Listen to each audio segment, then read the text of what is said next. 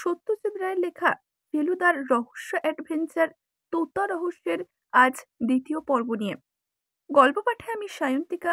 শুরু হচ্ছে তোতা রহস্য।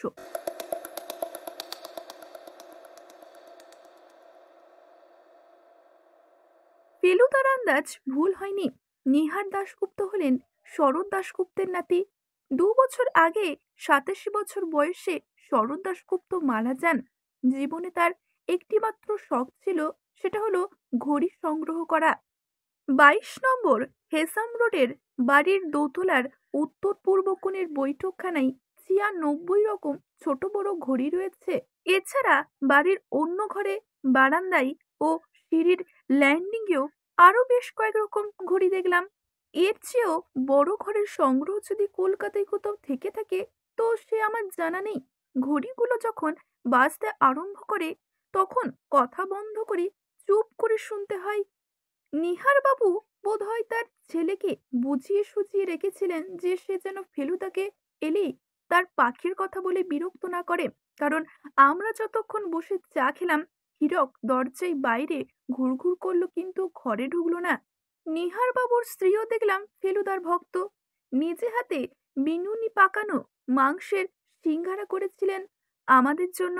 তাছাড়া কড়াইশুঁটির সঙ্গে চিড়ে ভাজা, বাড়ির তৈরি পাটিসাপটা আর চা। চা খাওয়া শেষ হলে পর নিহারবাবু তার ঘড়ির কথা তুললেন।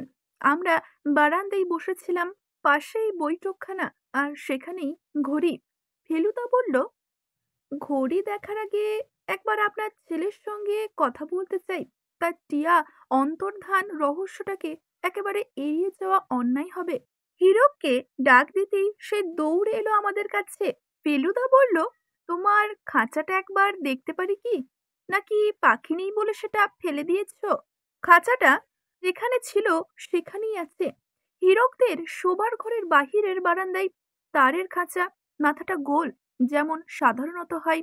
খাঁচার ভেতরে একটা এনামেল করা বাটিতে এখনো ছোলা রয়েছে। দরজায় একটা ছিটকিনি রয়েছে, কিন্তু সেটা এখন খোলা। কবে এসেছিল পাখিটা? ফেলুদা জিজ্ঞেস করলো। এই তো গত শনিবার। নিহারবাবু বললেন, হীরক ওর এক বন্ধুর বাড়িতে টিয়া দেখেছে, সেই থেকে ওর শখ। তাই শনিবার নিউ মার্কেট থেকে এটা এনে ওকে দিই। রবিবার রাত্রেই ওটা কেউ সরিয়েছে।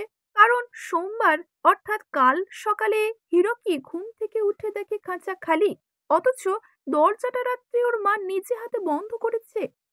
ফেলুদা প্রশ্ন করলো, সেই রাত্রে কোনো শব্দ পেয়েছিলে কি হীরক বাবু? হীরক মাথা নাড়ল। হীরকের মা বললেন, আমি যেন একবার ডাকতে শুনেছিলাম টিয়াকে, কিন্তু সেটা মনে হলো পাখিটা নতুন জায়গায় এসেছে, অভ্যাস হয়নি, তাই ডাকছে। ফেলুদা ভীষণ কাছ থেকে খাঁচাটাকে দেখছে, তার চোখে ভ্রুকুটি। হীরক এতক্ষণ চুপ করেই ছিল। এবার বোধহয় আর ধৈর্য রাখতে না পেরে সে বলল, কে নিয়েছে পাখিটা? গম্ভীর গলায় প্রশ্নটা শুনে হাসিই পেয়ে গেছিল। হীরকের মাও দেখলাম মুখে কাপড় চাপা দিয়ে মাথাটা ঘুরিয়ে নিলেন। নিহার বাবু একটু অপ্রস্তুত হয়ে গলা হাঁকড়ালেন। ফেলুদা কিন্তু বেশ গম্ভীর ভাবেই বলল, কে নিয়েছে চেয়েও আগে জানতে হবে কেন নিয়েছে। ব্যাপারটা খুব সহজ নয় হীরক বাবু, আমাকে একটু ভাবতে সময় দিতে হবে। ও ঠিক আছে। গম্ভীর গলায় হীরকের কথা এলো। ফেলুদা যে তার জন্য ভাবছে এটাতেই তার মন ভালো হয়ে গেছে। টিয়া ফিরে আসুক কি না আসুক সেটা বোধহয় খুব বড় কথা নয়। এবার আমরা নিহার বাবুর বৈঠকখানায় গিয়ে হাজির হলাম। এটাই হলো ঘড়ির ঘর। এমন ঘর সত্যই আমি কখনো দেখিনি। ফেলুদা বলল, তা এত ঘড়িতে রোজ রোজ দম দেওয়া তো এক পেল্লাই ব্যাপার। আলাদা রোগ রাখতে হয় বুঝি? আগে হ্যাঁ হ্যাঁ, আমাদের বহুদিনের পুরনো বেয়ারা ঘনশ্যামী কাজটা করে। ও ভালো কথা। তা আর চাকর বাকর কি আছে আপনাদের বলুন তো? আসলে টিয়ার ব্যাপারটা আমার মনটা খচখচ করছে। বাড়ির চাকর ছাড়া আর কেউ ওটা নিতে পারে না বলেই তো মনে হয়। আগে রান্নার লোক একটি আছে, সেও অনেক দিনের। আর একটি ছোকরা চাকর যতীন, সে লোকটা এসেছে বছর 2 হলো। এছাড়া মালি, জমাদার এরা কেউই রাত্রে থাকে না। ফেলুদা ঘড়ির দিক থেকে চোখ না ফিরিয়েই প্রশ্নটা করে চলেছে। ও, তা যতীনই কি আমাদের চা এনে দিল? হ্যাঁ হ্যাঁ। ওকে জিজ্ঞেস করেছিলেন টিয়ার কথা? হ্যাঁ, স্বভাবতই ও বলেছে কিছুই জানে না। নিউ মার্কেটের যে দোকান থেকে পাখিটা কিনেছিলেন তার নাম জানেন? হ্যাঁ, লোকটার নাম লতিফ। লতিফের দোকান বলেই তো বলে। এরপরে ফেলুদা আর পাখি নিয়ে কোনো প্রশ্ন করেনি। নিহারবাবু তার প্রত্যেকটি ঘড়ির ইতিহাস আমাদের বললেন। ৩০০ বছরের পুরনো ঘড়িও রয়েছে। একটা বেশ বড় দাঁড় করানো ঘড়িতে দেখলাম খোলস বলে কিছু নেই, কলকবজা সব বাইরে থেকেই দেখা যাচ্ছে। কলকাতার টাইমের সঙ্গে সঙ্গে লন্ডন, প্যারিস, নিউ ইয়র্কের টাইম জানা যাচ্ছে। বাহিরে যা দেখবার মতো আছে সব দেখিয়ে নিহারবাবু একটা দেরাজ খুলে বললেন, দাঁড়ান, আমার ঠাকুর দাদার সংগ্রহের সবচেয়ে মূল্যবান জিনিসটা আপনাকে দেখাই। একটা ছোট বাক্স থেকে একটা সোনার ট্যাং ঘুড়ি বার করে নিহারবাবু ফেলুদার সামনে ধরে বললেন, ২৫০ বছর আগে লন্ডনের রুই রেকর্ডনে তৈরি পৃথিবীর প্রথম সেলফ ওয়াইটিং ঘড়িগুলির মধ্যে হলো এটা একটা। আমি অবাক হয়ে এই দম না দেওয়া ঘড়ি দেখতে লাগলাম। ফেলুদার হাতঘড়িটাও আসলে যেটা দীননাথ পাগড়াশি ওকে দিয়েছিলেন বাক্স রহস্য সমাধানের পর, সেটাও দম দিতে হয় না। কিন্তু দম না দেওয়ায় কায়দাটা যে ২৫০ বছরের আগেই আবিষ্কার হয়ে গেছে সেটা ভাবিনি। নিহারবাবু আমাদের ৫টা পর্যন্ত থেকে যেতে বলেছিলেন, কারণ সেই সময় বাজা ঘড়িগুলো সব একসঙ্গে বাজবে, আর সেটা নাকি একটা সোনার মতো ব্যাপার। ৫টা বাজতে আর ৫ মিনিট বাকি দেখে আর সেখানে আমরা সবাই সোফায় বসলাম। ফেলুদা বলল, মোমবাতির দাগ দেখছি টেবিলের ওপর। আপনাদের এদিকেও বুঝি পাওয়ার কাট থেকে অব্যাহত হতো নি?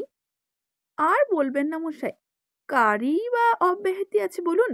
সপ্তাহে ৩ দিন সন্ধ্যাটা যে কি করে কাটাবো সেটা ভেবে পাই না। আচ্ছা, সেজন্যই বুঝি প্ল্যানচেট ধরেছেন?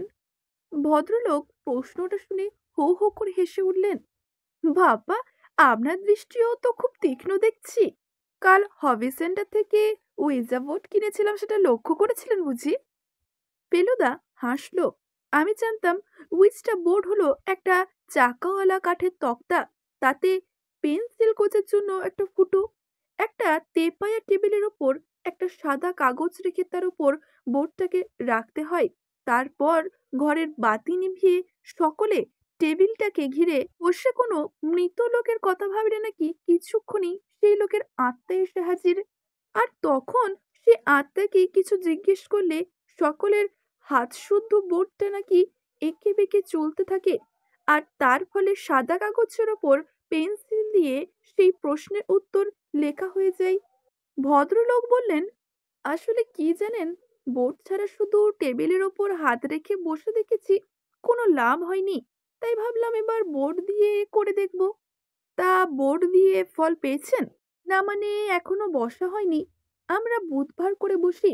আমার এক বন্ধু আছে, শখটা আসলে তারই। আর আমার এক প্রতিবেশী আছেন সুধাংশু বাবু। এই ৩ জন। আপনার ওই ব্যাপারে ইন্টারেস্ট আছে নাকি? ফেলুদা হাসলো। না না, তবে যারা এসবে চর্চা করে থাকেন তাদের সম্পর্কে একটা কৌতূহল হয় বই কি। আসলে কি জানেন, অন্ধকারে বসে থাকতে থাকতে একদিন ভূত প্রেত আত্মা পরলোক এইসব নিয়ে আলোচনা হচ্ছিল আর কি। তাই থেকেই আমার বন্ধুর মাথায় এলো প্ল্যানচেট ট্রাই করার ব্যাপারটা। ছেলে মানুষই তো বটেই, তবে এত রকম লোকে ফল পেয়েছে বলে শুনেছি যে পরখ করতে ইচ্ছে হলো আর কি। রাত্রে ফেলুদাকে একটু গম্ভীর দেখে জিজ্ঞাসা করলাম, ঘড়ির কথা ভাবছো, না প্রেতাত্মার কথা ভাবছো, না টিয়ার কথা ভাবছো?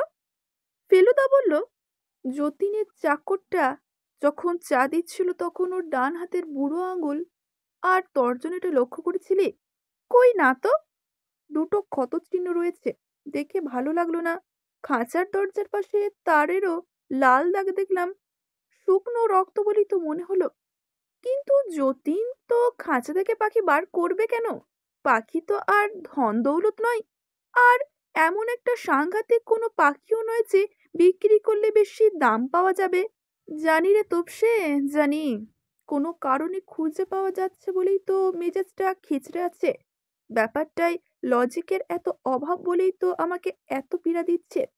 এখন যেটা দরকার সেটা হলো পাখিটার সম্বন্ধে কিছু তথ্য সংগ্রহ করা। সেটা লতিফের দোকান নিউ মার্কেট। ফেলুদা বলেই নিউ মার্কেটের মতো এমন একটা ব্যাপার শুধু কলকাতায় বা ভারতবর্ষে কেন, সারা পৃথিবীতেও খুব বেশি আছে বলে মনে হয় না। একটি সেফটি পিন থেকে রয়্যাল বেঙ্গল টাইগার পর্যন্ত যা কিছু চাও তাই কিনতে পাওয়া যায় এই নিউ মার্কেটে। আমার তো প্রতিবার গেলেই গোলক ধাঁধার মতো সব গুলিয়ে যায়।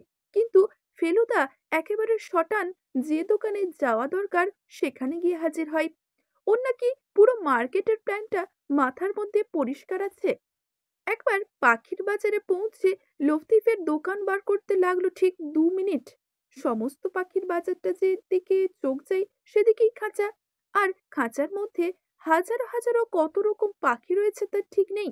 কয়েকটা পাশাপাশি খাঁচায় তো প্যালিকেন পর্যন্ত রয়েছে মনে হলো। আর সব পাখি কি একসঙ্গে ডাকছে? তা না হলে এরকম কান ফাটা শব্দ হবে কেন? ফেলুদা লতিফকে সোজাসুজি প্রশ্ন করলো তার দোকান থেকে গত শনিবার একজন বাঙালি ভদ্রলোক এসে একটা টিয়া কিনে নিয়ে গেছে কিনা। আগে টিয়া তো নেয়নি বাবু, লতিফ বলল। টিয়া নেয়নি? না বাবু, তবে চন্দন একখানা বিক্রি হয়েছে, খুব ভালো পাখি। একজন ফর্সা মতো বাবু এসে কিনে নিয়ে গেলেন। ফেলুদা প্রশ্ন করলো, টিয়া আর চন্দনা তো খুবই কাছাকাছি, তাই না? হ্যাঁ বাবু, তবে চন্দনার গলায় একটা দাগ থাকে, আর চন্দনার মতো অমন পরিষ্কার কথা টিয়া পাখি বলতে পারে না। এই চন্দনা কথা বলতো? হ্যাঁ বাবু, মা মা করে ডাকতো। ঠাকুর ভাত দাও, মধুসূদন, হরি হরি, অনেক কথাই বলতো বাবু। ভবানীপুরের এক বাড়ি থেকে এসেছিল পাখিটা। তা আপনার চাই নাকি কথা বলা পাখি? ময়না আছে, চন্দনাও আছে। হীরকের পাখিটা টিয়া না চন্দনা, এইটাই খালি জানা গেল লতিফের কাছ থেকে। ফেলুদা বলল, তাতে নাকি অনেকটা লাভ হয়েছে, রহস্যের একটা নতুন দিক নাকি খুলে গেছে। একটা প্রশ্ন আমার মনে আসছিল, মার্কেট থেকে ফেরার পথে সেটা ফেলুদাকে জিজ্ঞেস না করে পারলাম না। আচ্ছা ফেলুদা, পাখিটাই যদি নেবার ছিল তাহলে খাঁচা শুদ্ধ নিয়ে গেলেই তো হতো। খাঁচার দরজা খুলে জখম হওয়ার রিস্কটা নিল কেন? তোর প্রশ্নটা ভালোই হয়েছে রে তোপসে, এটা আমার মাথায় এসেছিল। আসলে যে নিয়েছে সে বোধহয় এইটি বোঝাতে চেয়েছিল যে পাখির দরজা বন্ধ করা হয়নি, তাই পাখি উড়ে পালিয়েছে।